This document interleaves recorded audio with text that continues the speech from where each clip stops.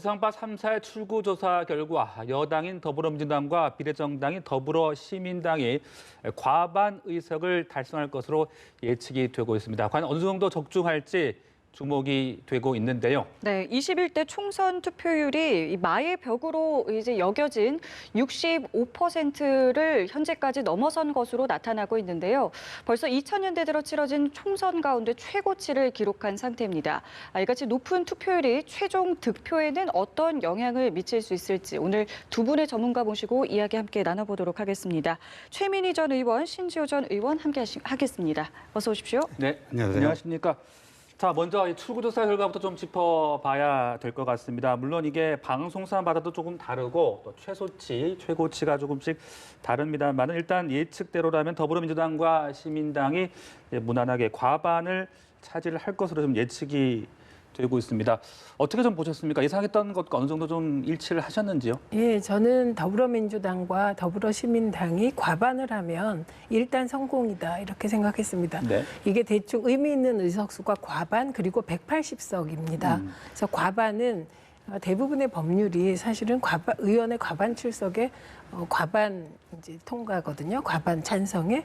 그런데 선진화법에 의결 정족수가 180석이거든요. 그래서 그렇죠. 150, 108석이 의미가 있는데 일단 과반 달성은 가능하지 않을까 싶습니다. 그리고 만약에 방송사별 예측조사 결과가 들쭉날쭉하다면 조금 더 신중하게 판단을 할 텐데 네. 그 흐름은 비슷한 것 같습니다. 그래서 일단 과반 달성은 가능할 것으로 봅니다. 네.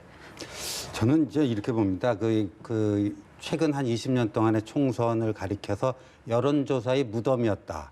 심지어 이제 여론조사 무용론이 나오는데 지금 이게 출구조사 우리가 얘기하고 있지 않습니까? 예. 출구조사 역시 그 총선의 출구조사는 무덤이었다는 거죠. 최근 네. 뭐 몇 번의 총선에도 제대로 마친 적이 없습니다. 그러니까 지난 4년 전 그 지상파 3사가 또 각자 내놨어요. 그래서 최소치에도 최대치 그 보면요. 그 당시 여당이든 새누리당이 뭐 최소치가 KBS의 경우 121에서 143, 예. 더불어민주당이 101에서 123. 근데 이제 MBC나 SBS도 비슷했어요. 예. 그런데 새누리당 실제 의석수는 122석. 그러니까 제일 작은 숫자가 나왔고요. 최소치가 나왔고요. 예. 민주당은 최대치가 나왔어요. 그러니까 이거는 오차 범위 내에 그냥 끝과 끝인데 사실상 이게 굉장히 오류였다는 거죠. 1당과 2당을 완전히 거꾸로 뒤집어갖고 잘못 봤다라는 거죠. 그래서 4년 전에도 이런 결과가 나왔는데 네. 이번에는 이제 사전투표율이 26.7%나 되니까 그걸 제대로 반영을 못했잖아요. 그리고 이제 역대 여론조사나 출구조사 보면요. 보수 진보 그 정당의 그 정치적 컬러가 아니고 여당 쪽이 항상 좀 많이 나오는 그런 경향이 있었습니다. 네. 그래서 지금 이거가 가지고 뭐 쉽게 예측하는 건 좀 최근의 그 경향을 보면 약간 무리가 있다 저는 그렇게 봅니다. 예, 맞습니다. 이게 조금 다른 양상을 보일 수도 있기 때문에 저희가 개표 결과는 끝까지 지켜봐야 될 테고요. 말씀해 주신 것처럼 사전 투표율이 이번에 상당히 높았고요. 또 지금까지 아직은 좀 집계 중입니다만은 투표율이 66%를 넘어가고 있다라는 이야기가 나옵니다. 이건 좀 어떻게 보셨는지요? 우선 사전 투표율이 26.7%라는 것의 의미는 전체 유권자 수준으로 보면 40% 되는 거예요. 왜냐하면 26.7%라는 게 이게 전체적으로 보정해 보면 그렇기 때문에 이제는 사전 투표가 보완제가 아니라 그냥 하나의 중요한 투표 방식으로 자리 잡은 선거가 됩니다. 이번에. 그리고 26.7%면 거의 1,100만 명 정도 되는 거잖아요. 네. 이걸 사전 조사율을 출구조사에서 반영할 수 있느냐. 지금 이 문제를 말씀하시는 것이기도 한데 이게 통계학적으로만 반영한다니까 정확하지 않다. 이렇게 말하는 게 옳을 것 같습니다. 네. 그럼 이제 이 사전투표율이 높은 건 어느 쪽에 유리하겠냐. 전통적으로는 사전투표율이 높으면 민주당 쪽에 좀 유리했다. 이런 분석이 가능했습니다. 근데 이번에 보면 코로나19로 인하여 그 노인층의 분산 투표도 일부 있었기 때문에 과거에 비해서 사전 투표가 민주당에 유리한 만큼 그렇게 프로테이지가 많이 유리할 것 같지는 않습니다. 네. 그리고 투표율이 높은 거 66%된 거는 저는 막판에 그 노인층 투표율 60대 이상의 투표율이 높아진 것으로 봅니다. 그렇기 때문에 사전 투표와 본투표를 보면 네. 결국 양쪽 진영이 다 결집했다. 세대로도 다 결집했다. 이렇게 봅니다. 그래서 결국은 중간층의 표심이 어디를 향했느냐가 가장 중요한 선거가 됐다고 봅니다. 지금 최종 투표율이 66.1% 제가 지금 방금 전에 확인하고 네. 들어온 거거든요. 그런데 이게 2000년대에 들어도 최대치가 아니고요. 15대 총선 1996년 그 총선이 63.9%였어요. 그리고 2000년대 들어서 17대 총선 2004년 그게 이제 60몇 %인가 그랬어요. 그러니까 1996년 이래 최대치입니다. 이게 정확히 네. 얘기하면 예. 2000년대 들어서가 아니고요. 예. 그래서 이런 그 66%가 넘는 총선 투표율은 아주 이례적인 건데 지금 그 제가 아까 그 출구조사에 대해서 좀 더 신중하게 보자고 한 이유가 일단 지역별 그 투표율은 집계가 됐잖아요. 근데 영남하고 호남을 좀 비교를 해보면요. 지난 4년 전 총선 대비 영남에서는 거의 두 자릿수가 늘었습니다. 대구, 경북뿐만 아니라 부울경이 그 4년 전 투표율과 비교하면 두 자릿수가 늘었는데 호남은 한 자릿수가 늘었어요. 그렇다면은 상식적으로 어디 그 이제 지역적 기반이라는 게 있지 않습니까? 네. 그다음에 이제 연령별 투표율은 아직 집계가 안 되고 있죠. 그런데 분명한 거는 이제 유권자 4,300만 유권자 그 구성을 보면요. 지난 4년 전 대비 60대 이상이 220만 명이 늘었고 오히려 3040 세대는 110만 명이 줄었습니다. 그렇다면 이제 연령 그리고 전통적으로 나이가 들수록 투표율이 올라갑니다.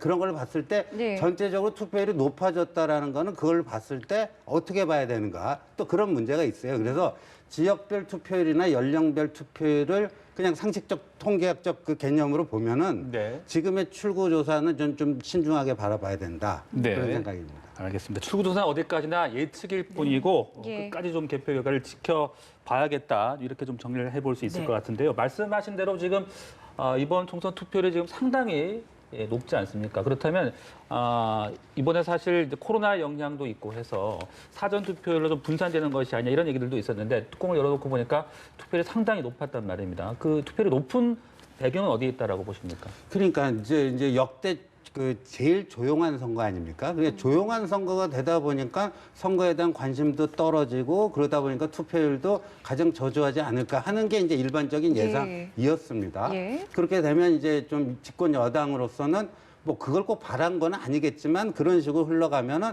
자당에게 좀 유리할 수도 있다라는 판단을 저는 한 거라고 보는데 그런 역대 최대 조용한 선거에도 불구하고 이런 게 있다면은 네. 그러니까 높은 투표율 두고 오늘 이제 각각 아전 인수 해석을 예. 했잖아요. 예. 이게 이제 국난 극복을 위한 응원성 투표율이다. 그 집권 여당에 대한 응원을 하고자 하는 높은 투표율이다. 아니다. 지난 3년간의 그 실정에 대한 심판의 성격이 높은 그런 투표율이다. 이게 이제 아전 인수인 거죠. 예. 그래서 네네. 저는 이거는 뭐라고 한쪽으로 뭐 어느 쪽이 우세하다고 뭐 제가 뭐 얘기할 만한 근거는 아직 못 갖고 있습니다. 네. 의원님께서 보시기에는 이 높은 투표율 의미 어떻게 좀 보시겠습니까? 이게 본래 투표율이 높아지면 여론조사하고 거의 비슷한 결과가 나오게 됩니다. 투표율이 낮을 때 오히려 여론조사 기관들이 복잡해지겠죠. 그래서 저는 지금의 흐름이 말씀하셨듯이 총선은 인물 대결은 좀 약하고 결국은 구도로 갑니다. 정당 대결로 가게 되거든요. 그런데 둘 중에 하나입니다. 코로나19 국난 극복 이 부분에 점수를 줄 거냐 네. 아니면 문재인 정부 심판에 둘 거냐 이 둘로 갈라지는 거거든요. 예. 그러니까 네. 일단 투표율이 높았다는 것은 양쪽 진영이 결집한 것이다까지는 동의되는 부분이고요. 그러면 투표율이 66%였다 70%가 아니고 저는 만약에 70%가 됐다면 좀 더 60대, 70대 투표율이 더 높아지지 않겠나라고 생각했습니다. 근데 66% 정도의 투표율은 양쪽 다 결집된 데서 60대 이상의 투표율이 조금 더 높아진 정도로 볼 수 네. 있을 것 같습니다. 그리고 아까 말씀하신 소위 부울경의 투표율이 높은 것이 지금 말씀하시는 거는 수도권에 있는 부울경 출신들의 투표율도 높아질 수 있지 않느냐라고 수렴할 수 있는 말씀이 되는 것이거든요. 뭐 그런 면도 있을 거라고 생각합니다. 네. 근데 워낙 양쪽이 결집했기 때문에 이제 중도층의 표심을 봐야 되는데 예. 초기의 중도층은 사실 코로나19 초기 상태에서는 정부의 비판적이었던 것 같습니다. 근데 이후에 코로나19 극복이 잘 되면서 그 중도의 표심이 반 정도로 갈라졌고요. 이후에 계속해서 문재인 대통령 국정수행 지지율이 높아지면서 중도층이 코로나 극복에 점수를 주는 쪽으로 표심의 흐름이 좀 바뀌었다고 합니다. 그래서 이런 부분이 반영되면 저는 지금의 출구조사 결과가 뭐 예를 들면 뭐 민주당이 압승을 한다든지 이런 식의 결과는 아니지만 저 흐름대로 갈 것이다. 네, 이렇게 봅니다. 근데 이제 제가 좀 저는 생각이 다른 게 이제 투표율이 높아지면 여론조사하고 이렇게 좀 같아질 확률이 커진다는데 좀 그 반대라고 봐요. 그러니까 여론조사하면 응답률이라는 게 있잖아요. 이게 응답률이라는 게 이 투표율하고 같은 개념이에요. 그죠? 10명에게 물어봤는데 몇 명이 답을 하는가. 10명에게 물어봤는데 3명이 답하면 여론조사 응답률이 30%가 되는 거 아니에요. 그렇잖아요. 근데 이 우리나라 지금 여론조사를 보면요. 우리나라 여론조사가 왜 이렇게 계속 번번이 틀리고 하는가. 대선은 그래도 어떻게 보면 선거구가 전국구 하나니까 여론조사가 맞을 확률이 높은데요. 이제 이 총선의 경우에는 특히 문제가 되는 게 응답률은 굉장히 저조합니다. 이게 이제 국제적인 기준, 우리나라 여론조사는요, 전화를 걸어가지고 받은 사람 중에서 끝까지 대답하는 사람은 응답률로 잡아요. 근데 국제적인 기준은 전화 걸었을 때 안 받는 사람까지 다 분모에 포함시켜갖고 응답률로 계산하거든요. 그러다 보니까 국제 기준으로 따지면 우리나라 여론조사 응답률이 최근 여론조사 어디 선관위 거기에 등록된 거 보니까요. 2천 몇 개를 쭉 분석해 보니까 한 3%뿐이 안 되는 거예요. 그러니까 네. 여론조사 응답률이 이렇게 낮은데 투표율이 높게 되면요. 오히려 더 그게 여론조사하고 다른 결과가 나올 확률의 통계학적은 더 커지는 거라고 봐요. 저는. 네. 근데 그러니까 또 이게 네. 저 말씀에서 중요한 거는 그럼 이제 이게 지금 뭐 여론조사도 틀리고 이것도 틀리고 다 틀릴 수도 있겠죠. 그런데 그렇게 되면 그 많은 노력들이 너무 허무하잖아요. 여론조사한 거나 출구조사를 위한 노력이. 근데 여론조사의 경우는 유무선 비율이 중요할 것 같아요. 그리고 2016년에 비해서 지금 여론조사 방식이 사실은 정확도가 좀 더 높아지는 방향으로 왔습니다. 그중에서도 핵심이 2016년에는 유선 ARS를 주로 했었어요. 그리고 그 이후에 유무선 ARS로 넘어왔다가 지금 안심번호 추출을 통해서 합니다. 그렇기 때문에 과연 유선 비율을 몇 프로 하는 게 현실에 더 맞을 것인가 이런 고민들을 많이 하죠. 네. 그래서 예를 들면 미래통합당 쪽 후보들이 약진한 여론조사는 대개 유선 비율이 30% 내지 40% 정도 되는 것이었고요. 그다음에 유선 비율이 낮아질수록 민주당 후보들의 득표율 예상이 높아졌거든요. 근데 이걸 보면 지역에 따라 도농복합 지역의 경우는 유선 비율을 한 30% 해도 될 것 같고 도시 지역은 한 15% 내외 이렇게 해도 될 것 같습니다. 그래서 여론조사들을 종합해 본 그 흐름과 네. 오늘 출구조사의 흐름이 거의 흐름은 비슷합니다. 네, 알겠습니다. 지금 뭐 여론조사나 출구조사의 어떤 정확성을 우리가 지금 뭐 이야기하는 것이 핵심 내용은 아닐 것 같고요. 그만큼 오늘 이 높은 투표를 봤을 때 양측의 지지층이 결집을 했다는 것만큼 확실할 것 같고 과연 이것이 양당 중에 어디 정당에 좀 더 유리하게 작용했는지는 우리가 좀 더 신중하게 지켜보자. 네, 이 정도로 좀 정리를 하고 넘어가 봐야 될 것 같습니다. 자, 그리고 또 이번에 보면은 이제 사상 최초로 만 18세 네. 유권자들이 투표를 했잖아요. 이 부분도 어떤 좀 변수가 저는 이제 그 18세부터 포함해갖고 20대를요. 네. 그러니까 전통적으로 이제 연령별 어떤 정치 성향을 분석할 때, 예, 한국 정치를 분석할 때 그 딱 어떤 공식 같은 게 있었잖아요. 그러니까 2030은 약간 진보 성향이 더 강하고 예. 5060은 보수 성향이 강하니까 그 딱 허리 세대인 40대가 캐스팅 보트를 행사한다라는 게 이제까지 전통적인 뭐 그 하나의 그 공식 비슷한 거였는데 이제 고령화에 따라 이렇게 바뀐 것 같아요. 그래서 네. 6070이 이제 친보수 성향이고 오히려 3040이 친진보 지금으로 따지면 친여 성향이 강하고요. 그 중간에 있는 50대가 이제 캐스팅 보트를 오히려 행사하는데 그럼 그 30 밑에는 20이 뭐냐? 그러니까 20이 50하고 어찌 보면 제일 비슷한 성향을 보여주고 있는 거야. 그러니까 18세 이상 20대 포함해서 예. 그 20과 50이 그 아래 위로 이렇게 포진해 있으면서 이 두 세대가 캐스팅 보트 역할을 하는 그런 걸로 좀 이 연령별 정치 지형이 좀 바뀌었다 이렇게 봅니다. 이 18세 유권자들의 만 18세 유권자들의 투표율은 좀 어떻게 작용했을 거라고 보시는지요? 그러니까 투표율이 그렇게 많이 높을 것 같지는 않습니다. 그러니까 평균치에서 조금 밑돌지 않을까 조심스럽게 예측을 해보는데 이제 18세에서 20세는 이번에 그러니까 18세 처음 투표하는 거잖아요. 그렇기 때문에 그 방향이 어디로 나타날지는 지금 예측하는 게 좀 섣불러 보입니다. 그런데 20대의 경우는 확실한 게 하나 있어요. 탈이념 세대라는 거예요. 20대는. 그리고 우리가 3040을 얘기합니다만 40대의 경우는 조금 과거의 학생 때 경험 등으로 그런 어떤 이념, 정책 방향 등에 반응할지 모르지만 30대는 가장 생활형으로 반응하는 그런 세대 같아요. 그리고 50대가 스윙보터라는 말은 저도 그렇게 생각합니다. 그래서 20대, 50대가 스윙보터의 역할을 할 거다도 동의하고요. 그다음에 20대의 경우는 거기에 덧붙여서 중도층과 비슷하게 정치 세력의 태도 그런 것에도 반응을 할 것 같습니다. 네. 자, 그리고 이제 비례대표 후보를 낸 정당이 상당히 이번에 많았습니다. 그러다 보니까 투표 용지도 너무너무 길었고 이제 그 결과도 상당히 좀 늦게 나올 걸로 지금 예측이 되고 있는데요. 먼저 그렇게 정당이 많이 나왔던 이번 그 비례대표의 상황에 대해서는 어떻게 좀 생각을 하고 계십니까? 이건 연동형 비례대표제의 정신을 지키지 못한 것이죠. 정치권 전체가. 그리고 이 시작은 저는 선관위가 미래한국당을 정당 등록 받아들이는 순간 예측된 결과라고 생각합니다. 그래서 이건 미래한국당으로 시작되었지만 결과적으로는 양상은 좀 다르긴 했습니다. 민주당도 이제 비례연합정당 형식으로 비례 중심 정당을 만든 것이 되었고 또 네. 열린민주당이 생기지 않았습니까? 그렇기 때문에 이 부분은 21대 국회가 꼭 해결해야 될 과제, 연동형 비례대표제를 어떻게 할 것인지 네. 예, 이거는 21대 국회의 가장 선결 과제라고 생각합니다. 예.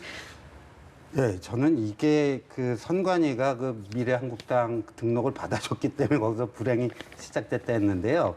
이 선거법이 만들어질 때 여의도 정치 현실을 좀 잘 아는 몇몇 사람들이 모여서 바로 답이 나온 게 이런 정당들이 만들어질 수밖에 없겠구나. 여든 야든 불문하고 이런 류의 그 꼼수 위성 정당이 만들어질 수밖에 없겠구나. 그 개정된 그 4+, 이른바 4+1에서 그 밀어붙였던 강행 처리했던 그 선거법을 보니까 그렇게 나올 수밖에 없겠다. 이게 여의도 정치판을 조금이라도 아는 프로들은 다 그렇게 예측을 한 거예요. 그리고 선관위가 그 정도의 재량권이 있는 게 아니에요. 선관위는 공직선거법과 정당법상에 저촉 사유가 있는지 없는지를 따져서 저촉 사유가 없다면 그 내줄 수밖에 없는 게 선관위입니다. 그런 정도의 재량권이 있는 거 아니에요. 그런데 그 선거법과 정당법에 이거를 막을 수 있는 방법이 없었어요. 그래서 이제 이렇게 나온 거니까 그러니까 이런 거를 예상 못하고 네. 야당, 제1야당의 그런 강력한 반대에도 불구하고 이걸 그렇게 무리하게 밀어붙인 그 집권 여당과 거기에 동조했던 그 4+1이 먼저 좀 진지한 좀 반성과 좀 참여를 해야 된다. 그리고 미래통합당도 여하튼 그 원인 제공을 그쪽 4+1에서 했다 할지라도 하여간 그런 걸 만들어낸 데에 대해서는 굉장히 좀 창피하게 생각하고 네. 그런 것 속에서 이제 새로운 국회가 구성되면 제일 먼저 이거 뜯어 고쳐야 된다고 봅니다. 그러니까 준연동형 비례제의 취지가 사실 많이 좀 훼손됐습니다. 된 거잖아요. 네. 그렇다면 이게 앞으로 좀 말씀하신 대로 이게 수정해야 될 필요성이 좀 있다 이렇게 볼 수 있는 거겠죠. 그러니까 결국은 총선 결과가 네. 연동형 비례대표제를 추진하는 세력이 다수당이 될 거냐 아니면 비례대표 자체도 반대하고 연동형 비례대표제에 반대하는 세력이 다수당이 될 거냐 이게 결판 짓는 것이거든요. 그래서 애초에 연동형 비례대표제를 반대했던 미래통합당의 경우 이번에 다수당이 되면 연동형 비례대표제를 폐지할 수 있겠죠. 그러나 그렇지 않고 4+1 그리고 더불어민주당 쪽이 다수당이 되고 압승한다면 연동형 비례대표제는 좀 더 강화되고 아까 말씀하신 그런 어떤 이제 순기능 살리고 역기능을 좀 줄이는 네. 그런 식으로 법은 개정되리라고 생각합니다. 네네. 알겠습니다. 자, 그런 와중에서도 이제 군소 정당들의 경우는 굉장히 이제 고군분투하는 모습을 보였습니다. 저희가 하단 자막으로도 잠시 나갔습니다만 이제 심상정 대표 같은 경우에는 실제 결과를 기다릴 것이다라는 목소리도 냈는데요. 일단은 정의당의 이번 어떤 출구조사 결과에 대해서 어떻게 좀 보셨는지요? 그러니까 저 출구 조사 결과가 그냥 최종적인 결과로 비슷하게 이제 최종적인 결과로 나온다면 요번 그 선거법 개정 선거법의 최대의 피해자가 저는 정의당이 되는 게 아니냐. 그 개정되기도 전에 4년 전 총선에서 지역구 2석 비례대표 4석 해갖고 6석인데 아까 그 방송사 선배 출구 조사 보면 그거보다도 줄어든다는 그 계산이 지금 나오고 있지 않습니까? 근데 네. 이건 그 연동형 비례대표제라는 거는 누구보다도 정의당이 그 거의 뭐 그 당의 그 알파요 오메가다 할 정도로 어떻게 보면 명운을 걸고 추진을 했는데 그래서 뭐 조국 사태 때도 그 조국 전 장관에서 따끔한 비판을 못하고 뭐 어떻게 보면 집권 여당에 좀 동조를 해주고 협조를 해준 건데 실컷 그 뭐 다 공수처법 처리라든가 다 동원은 됐는데 본인들에게 의석상에도 피해를 안긴 예. 최대 피해자가 되는 그런 꼴이 되는 거죠. 네. 네, 알겠습니다. 자, 그럼 제가 여기서 한마디- 네, 국민의당 네네. 네, 잠시 뒤에 연결을 좀 국민의당 안철수 대표 연결을 해보겠고요. 최민희 의원님 말씀해 주시죠. 잠깐만 네. 말씀드리면 사실은 정의당은 명분도 실리도 못 챙겼다고 생각합니다. 그런데 정의당에 대해서 말씀하실 때 공수처를 연동형 비례대표제 때문에 정의당이 찬성했다. 이건 아니죠. 원래 정의당은 공수처에 찬성했습니다. 그리고 그럼 왜 정의당이 저렇게 됐냐. 저는 미래한국당이 만들어지는 순간 민주당은 어떤 형식으로든 그 MOU 정당 만들 수밖에 없었다고 봅니다. 그 상황에서 비례연합정당이 나오지 않았습니까?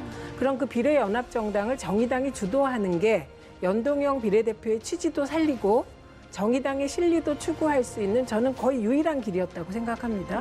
그런데 정의당이 그때 뭔가 무슨 이유에선지 판단을 잘 못했다고 생각해요. 그래서 대개 정의당이 비례대표에서 의석수를 많이 얻은 건 민주당 지지자들 중에 지역은 민주당에, 비례는 정의당에 표를 분산해 줬던 것이거든요. 그런데 그중에 상당수가 정의당에 대한 지지를 철회하게 된 것이죠. 그래서 저는 이번 기회에 정의당도 명분과 실리에 대하여 네. 다시 한번 생각하는 계기가 되길 바랍니다. 네, 그리고 또 좀 우리가 관심을 가졌던 게 이제 열린민주당이나 민생당, 국민의당이 어느 정도 좀 성적을 낼 것이냐 이 부분이었는데 출구조사 결과로 봤을 때는 지금 결과가 그렇게 썩 좋지는 않은 것 같습니다. 어떻게 좀 분석을 하고 계십니까? 우선 민생당의 경우는 네.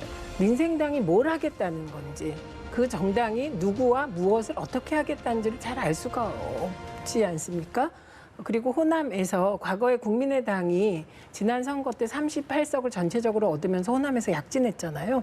그런데 그때처럼 대권 후보가 있는 정당도 아니고 그리고 지향도 뚜렷하지 않고 그리고 나온 후보들의 면면이 호남 그 유권자들의 마음을 살 수가 없지 않습니까?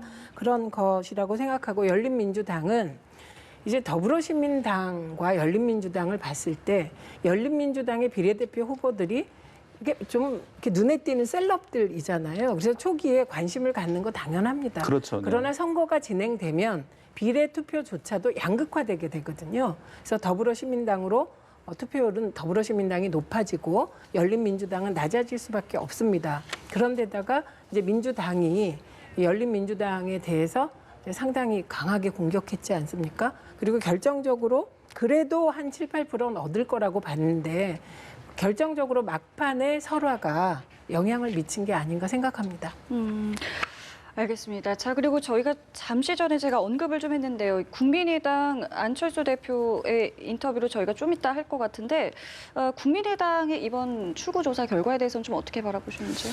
뭐 국민의당은 지역구 후보를 내질 않았기 때문에 예. 사실 비례대표만 가지고 위성정당도 아니고 비례대표만 한 거 아닙니까? 네.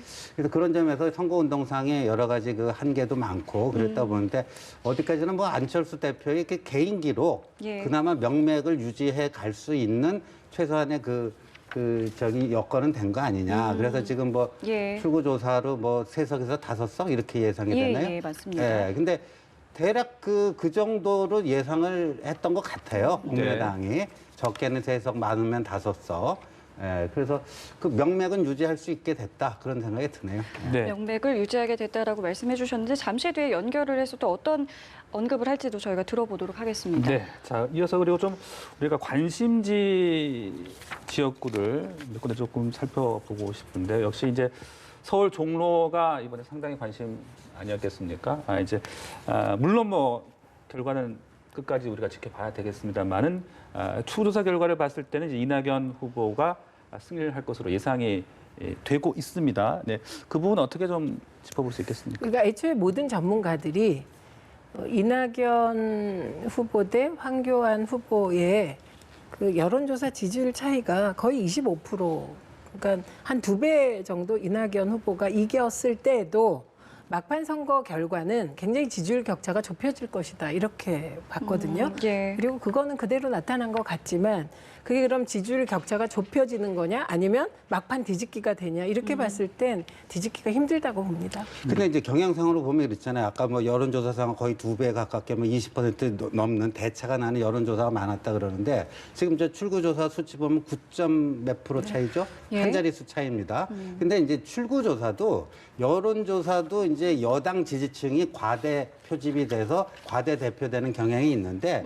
출구조사 역시 예. 네. 찍고 나오는 사람을 대상으로 하는데 거기 응하지 않는 사람들도 있잖아요. 예, 응하는 사람들 중에서 그걸 지금 뽑아갖고 출구조사 결과치라고 내놓은 거 아닙니까? 그러니까 네. 출구조사에 응하는 사람도 전통적으로 보면 야당 지지자보다 여당 지지자가 높았어요. 그러니까 출구조사도 매번 이렇게 틀려왔단 말입니다.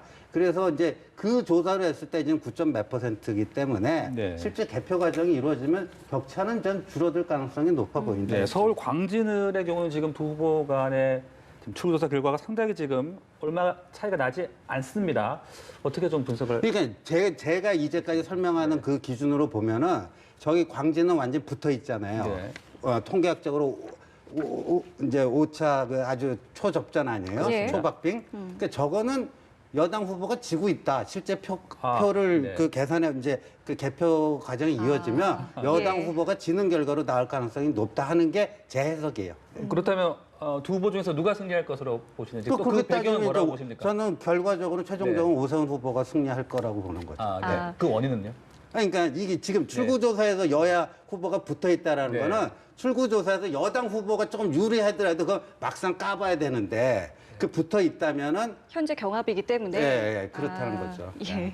되게 경합 지역은 뭐가 결정하냐면 지금 네. 이제 샤이 보수가 많다 이 얘기 하시는 그렇죠. 건데 여론조사에서만 샤이 보수가 있는 게 아니라 출구조사에서도 샤이 보수가 있다고 말씀을 하시는 거예요. 그런데 그 샤이 보수의 그 출구조사 반영률은 여론조사보다는 조금 높게 반영이 된다고 생각합니다. 그동안의 통계상. 그래서 저런 지역은 뭐가 결정하냐면 애초 표밭이 어떠냐가 결정해요.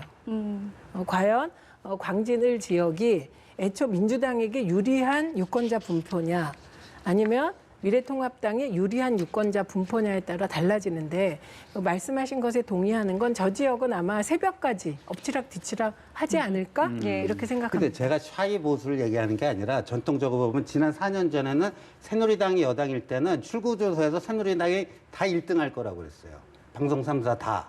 근데 새누리당은 최소치가 나왔고 민주당은 최대치가 나왔잖아요. 그러니까 샤이 보수가 아니라 샤이 야당이에요. 그러니까 야당을 지지하는 사람들은요, 우리나라는요, 전통적으로 이런 조사에 덜 응한단 말이에요. 이게 보수 진보의 문제가 아니고 야당 지지자의 경우에 여론조사가 됐든 출구조사가 됐든 덜 응하고 있어요. 알겠습니다. 여기는 저희가 이제 그거는 끝까지 한번 개표 상황을 지켜보면 될 것 같고요. 그런가 하면 이제 동작을의 경우에는 박빙으로 예상이 됐습니다만은 현재까지 이제 출구 조사 결과만 봤을 때는 민주당의 이수진 후보가 당선 예측으로 나왔습니다. 어떻게 보셨는지요? 그러니까 저 지역은 저는 늘 이수진 후보도 좋은 후보였다고 생각을 해요. 그런데 이수진 후보에 대한 관심보다는 나경원 후보가 워낙 모든 게 공개된 알려진 인물입니다. 그러니까 나경원 후보의 장점과 단점을 사실은 동작을 뿐만 아니라 전 국민이 다 알고 있는 것이죠. 그러니까 저 지역에선 오히려 나경원 의원에 대한 중간평가가 이루어진 거라고 생각을 합니다. 그 중간평가의 결과가 일단 여론조사나 지금 출구조사에서는 부정적인 평가가 좀 더 많았다라고 나온 것이죠. 근데 저는 이제 이 또 4년 전과 비교해 봐서요. 서울이 전통적으로 민주당 강세 지역입니다. 서울이.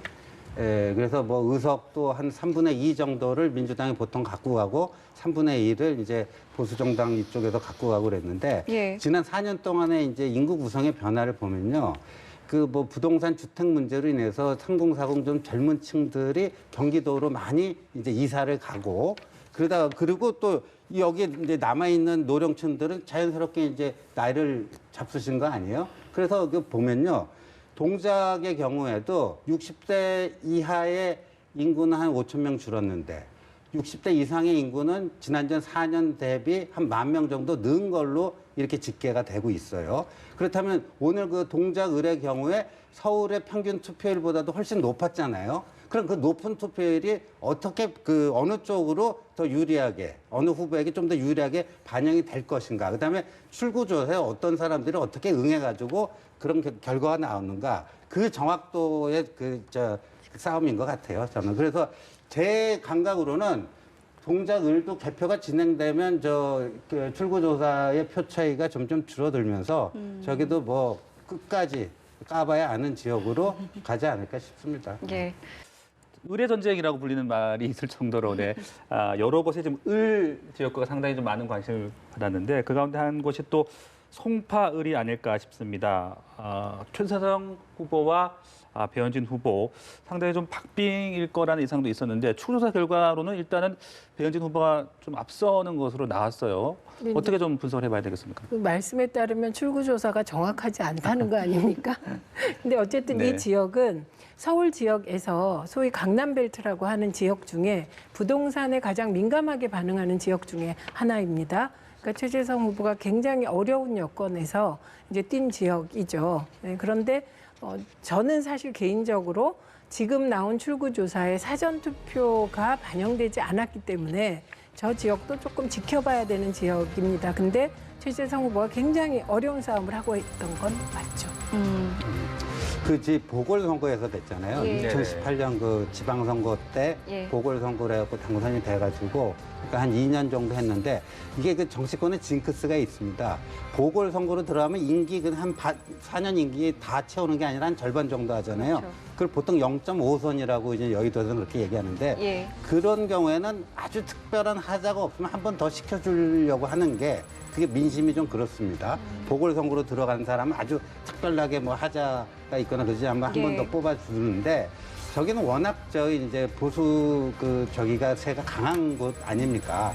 그리고 지난번에는 보수 후보가 이제 분열이 됐었죠. 그때 안철수 저쪽에 또 박종진 후보가 국민의당인가요? 당시 바른미래당. 바른미래당 후보로 나오고 배현진 후보가 자유한국당 후보로 나오면서 보수 후보가 분열되고 2018년에 그때 싱가포르에서 북한 김정은과 미국 트럼프 정상회담 바람도 있고 그래서 그때는 비교적 쉽게 최재성 후보가 이겼는데 그때랑 지금이랑 비교해보면 지금은 최재성 후보가 고전할 수밖에 없는 네. 그런 상황이라고 보여집니다. 예. 자, 그럼 이번에는 부산 진갑을 좀 볼까요? 여기 글쎄요, 이게 서울의 정치 1번지가 종로라면 부산은 이곳이다. 사전부터 굉장히 많은 이야기가 있었습니다. 어떻게 좀 보고 계십니까? 일단 여기 엎치락뒤치락 할 것 같습니다. 예. 네, 그리고 부산이 출구조사로 보면 애초에 민주당이 예상했던 것처럼 민주당 후보들이 약진하고 있지 않은 결과가 나왔습니다. 그럼에도 불구하고 부산 진갑은 김영춘 의원의 개인기가 많이 작용을 할 것 같습니다. 그런데 저기는 또 하나의 변수가 서병수 후보가 사실 부산시장을 2번이나 하신 한 번 했나요? 근데 그 일단 시장을 한 번 하고 나면 인지도가 무척 높습니다. 그리고 서병수 후보도 저기서 당선이 되면 사실 미래통합당 쪽에 대권 주자의 반열에 오르게 되는 결과거든요. 그렇기 때문에 그쪽 소위 보수표가 서병수 후보 쪽으로 결집을 좀 많이 했을 것 같습니다. 그럼에도 불구하고 저기는 김영춘 후보가 워낙 열심히 다져온 지역구이기 때문에 네. 이제 투표 막판까지 저기도 박빙이 연출되지 않을까 합니다. 네, 양산을 또 상당히 좀 네. 관심 지역 아니겠습니까? 네. 김두관 후보가 이제 경남으로 돌아왔고 또 나동현 후보는 그야말로 이제 토박이라고 할 수 있을 네. 텐데 판세 어떻게 좀 그러니까 이제 지역 정치인데 중앙 정치인의 대결이다. 뭐 그렇게 네. 얘기할 수도 있을 예. 것 같아요. 나동현 후보는 양산시장 출신이니까 중앙 무대에서는 거의 존재감이 없지만 그 지역에서는 아주 이제 터줏대감인 셈이죠. 그렇죠.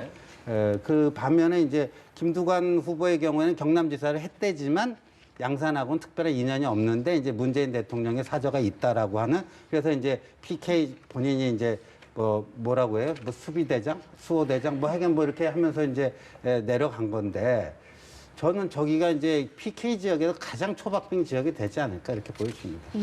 일단은 뭐 지금 역시 뭐 경합 상태이기 때문에 이곳도 역시가 저희가 계속해서 지켜봐야 될 것 같고요. 자, 그리고 대구를 좀 가보면요. 대구 수성갑 같은 경우는 글쎄요, 여론조사할 때는 뭐 박빙이다 이런 이야기도 있었는데 일단 지금 현재 상황에서는 통합당의 주호영 후보가 당선 예측으로 나왔습니다. 예, 근데 저게 또 다른 방송사에서 한 또 다른 방식으로는 박빙으로 나왔습니다. 예. 지금 근데 그게 사전 투표를 잘 보정해서 박빙으로 나왔다고 얘기를 하고 네. 있기 때문에 너무 차이가 나요. 양쪽 조사가 지금. 그렇군요. 네, 그래서 예측이 불가능하지 않은가 싶습니다. 네. 그러니까 이제 주호영 후보가 이제 이제 국회의원이었는데 네. 갑으로 이제 전략 공천되면서 이게 격전지로 부상이 네. 되지 않았습니까? 근데 지난번 총선 네. 때요 투표율이 제일 낮은 지역이 대구였습니다. 대구가 왜 투표율이 제일 낮았냐면은 어떻게 보면 새누리당의 그 제일 그 텃밭이라고 할 수 있는 곳이 대구인데 이른바 진박 공천 파동으로 인해서 거기에 대한 그 실망한 대구 민심이 투표에 많이 참여를 안 해서 대구가 그 투표율이 가장 낮은 지역이 됐고요. 또 투표를 하더라도 그래 새누리당 니들 뭐 너무 우리를 그냥 뭐 누구든지 갖다 꽂기만 하면 뭐 다 되느냐 이런 네. 그 반발 심리도 있고 그러니까 당시 이제 김부겸 후보가 그 전부터 몇 년 전부터 내려와서 뭐 그 대구시장 선거 떨어지고 그 지역에서 국회의원 떨어지고 하면서도 그 지역을 떠나지 않고 네. 계속 표밭을 갈아온 것에 대해서 좀 새누리당 정신 차리라는 의미에서 좀 김부겸 후보에게 많이 좀 전략적으로 또 투표하는 그런 표심이 상당히 작용해서 예. 그야말로 저 김부겸 후보가 그 당시에 그 어떤 그 혁명적 성과를 거기서 거둔 건데 예. 요번에는 조금 그 대구 민심이 그 4년 전 분위기하고는 많이 다른 것 같아요. 예. 자, 그렇게 주호영 후보가 자리를 떠난 수성을 같은 경우는 지금 3자 경합 구도입니다. 가장 주목되는 인물은 역시 무소속의 홍준표 후보일 텐데요. 어떻게 예상하세요? 만약에 저기서 홍준표 후보가 당선되면 이후에 미래통합당 지도부 구성이라든지 대권 후보 경쟁에서 변화가 많이 오게 되는 지역입니다. 근데 저 지역은 대구가 지금 보면 예. 미래통합당에 힘을 실어주는 분위기로 가고 있습니다. 그렇기 때문에 홍준표 후보가 조금 어렵지 않을까 싶은데 역시 저 지역도 끝까지 봐야 되는 지역이 되죠. 네, 홍준표 후보 얘기가 나왔으니까 이번에 또 이제 대권 잠룡들의 어떤 운명이 어떻게 될 것이냐 이런 부분도 좀 주목을 해야 봐야 될 것 같고 방금 이제 말씀하신 홍준표 후보도 있고 뭐 김태호 후보도 있고 또 오세훈 후보도 있을 거고요. 그런 대권 잠룡들의 앞으로의 어떤 향배 예. 특히 어떤 분들을 좀 주목을 하고 계십니까? 그러니까 이제 일단 이겨야지 이제 잠룡으로서의 더 뭐라 할까요? 그 흐름을 타지 않겠습니까? 그러니까 뭐 예를 들면 종로 결과가 어떻게 되는가, 광진을 결과가 어떻게 되는가, 지금 뭐 대구 수성을 결과가 어떻게 되는가. 그런데 이제 지더라도 좀 의미 있게 지면은 계속 정치적 상품 가치는 유지하면서 또 재기의 어떤 발판이 만들어질 수도 있습니다. 그러니까 떨어진다고 무조건 뭐 그냥 그 정치적 그 치명상을 입어가지고 회복할 예. 수 없는 그런 상태로 빠지는 건 아니거든요. 그러니까 예. 의미 있는 패배도 있습니다. 예. 그래서 저는 요번 근데 이제 이런 거죠. 그 이른바 그 미래통합당의 그 잠룡들이 거의 대부분이 그냥 떨어지는 결과가 된다면은 그야말로 이제 무주공산이라고 할까요? 그러니까 어떤 미래 권력의 공백 상태. 그래갖고 그 미래통합당 전체가 또 뭔가 중심이 없고 예.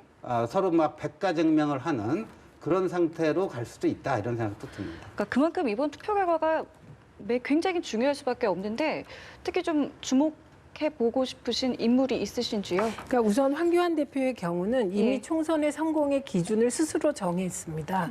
그게 과반, 수도권 100석이에요.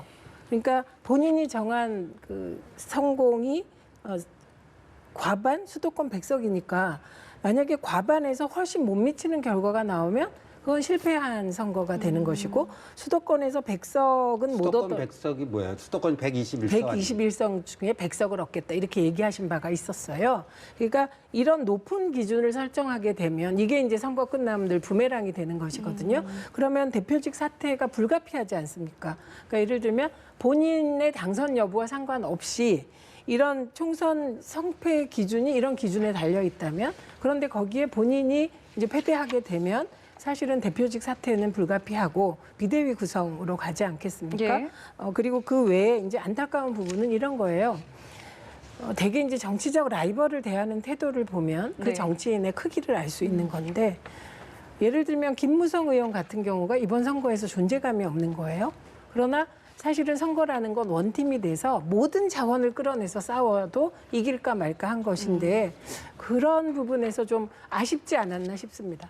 네, 자 그럼 끝으로 이제 총선 결과 이후의 전국을 좀 짚어봤으면 싶은데 아직 뭐 물론 최종 결과가 나온 건 아닙니다만은 총선 이후의 전국이 좀 어떻게 흘러갈 걸로 전망을 하십니까? 그러니까 저 방송 3사 출구 조사대로 나온다면은 뭐 여권이 엄청나게 힘을 받는 거고 지금 현재 20대 국회 구성보다도 단독 과반이 되는 거 아닙니까? 그러니까 예. 4+1이라고 하는 그 민주당 입장에서는 좀 거추장스럽기도 하고 불편한 그런 뭐 연대 틀을 만들지 않고라도 얼마든지 뭐 해나갈 수 있을 텐데 그럼 뭐 본인들이 개혁 과제라고 했던 검찰 개혁 또 윤석열 검찰에 대한 견제, 뭐 공수처를 통한 뭐 이런 것들 그다음에 이제 또 무슨 나름대로 또 무슨 방송 개혁이라든가 또 과제들이 있지 않습니까? 예. 민주당이 나름대로 이제 그런 거를 향해서 또 나름대로 이게 뭐라고 그래요? 굉장히 가속도를 좀 내지 않을까 싶은데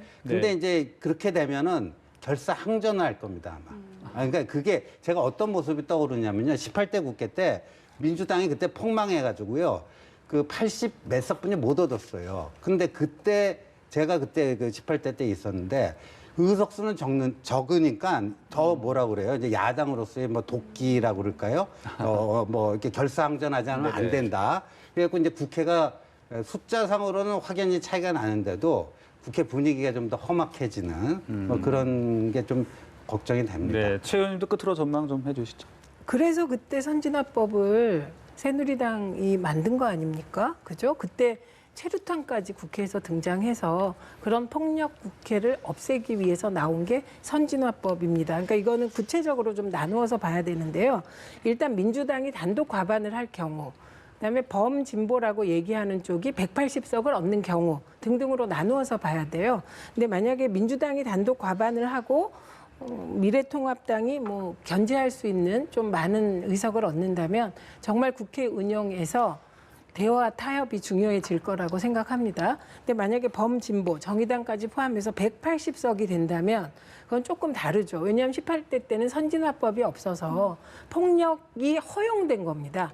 폭력하면 안 되는데 그 폭력을 처벌할 그런 뭐 단단한 기준이 없었는데 이제 선진화법이 있기 때문에 어렵지 않겠습니까? 그런 식으로 국회를 뭐 어떻게 하는 게. 근데 사실 18대 때는 다수당을 차지한 새누리당 쪽이 그때 한나라당이었나요? 네. 예, 그쪽이 사실 종편을 불법적으로 뭐 법도 만들고 이랬기 때문에 항전할 만했죠. 그러니까 그런 걸 반면교사로 삼아서 다수당이 되는 쪽은 늘 대화 타협으로 국회를 운영해야 하지 않을까 합니다. 예. 그게 지금 불법적이라는데 그게 이제 강행 처리예요. 그게 날치기라고 하는 건데 그러니까 4+1이 한 것도 비슷한 거예요. 그러니까 그게 이제 이렇게 그게 국회가 아니죠. 험해질 것 같아요. 제가 봤을 때. 아니 그때 다른 사람 것도 막 투표해주고 그런 게 화면에 잡히지 않았습니까? 네, 알겠습니다. 네. 네, 지나간 이야기보다 우리 앞으로 이제 우리 전국이 좀 어떻게 흘러갈지에 대한 그런 많은 관심을 좀 앞으로 가져봐야 될 것 같습니다. 네, 최민희 전 의원, 신지호 전 의원과 함께했습니다. 오늘 감사합니다. 고맙습니다.